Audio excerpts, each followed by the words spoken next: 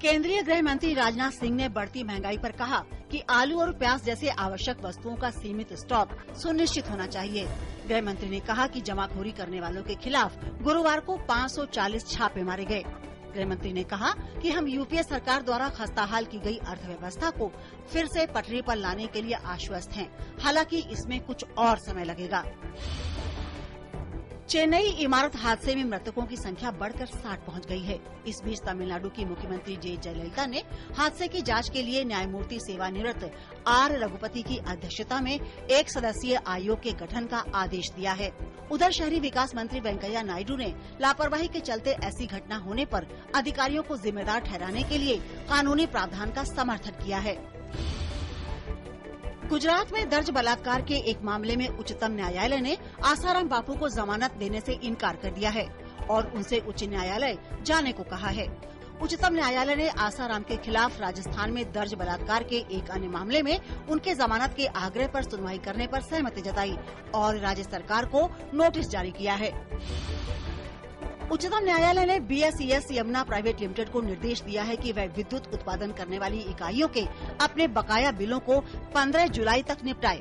शीर्ष अदालत ने कहा कि BSES यमुना प्राइवेट लिमिटेड बिजली उत्पादन और संप्रेषण करने वाली कंपनी को 6 मई 2014 के आदेश में दर्ज आंकड़ों के आधार पर हर महीने भुगतान करती रहे। अभिनेत्री जिया खान सुसाइड केस की जांच अब केंद्रीय जांच एजेंसी CBI करेगी।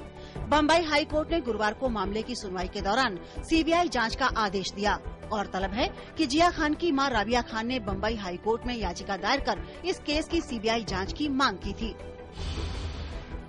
बीजेपी ने अपने उन लोकसभा उम्मीदवारों के साथ गुरुवार को दिल्ली में अहम बैठक की जिन सीटों पर पार्टी को सफलता नहीं मिल पाई थी। इस बैठक का उद्देश्य ऐसे उम्मीदवारों को भी अपनी जिम्मेदारियों का एहसास कराना था। बैठक को बीजेपी अध्यक्ष राजनाथ सिंह सहित पार्टी के कई वरिष्ठ नेताओं रामलाल, JP नड्डा, मुख्तार अब्बास नकवी और मुरलीधर राव ने संबोधित किया। गुरुवार को अमेरिकी सांसद जॉन मैकेन ने प्रधानमंत्री नरेंद्र मोदी से मुलाकात की।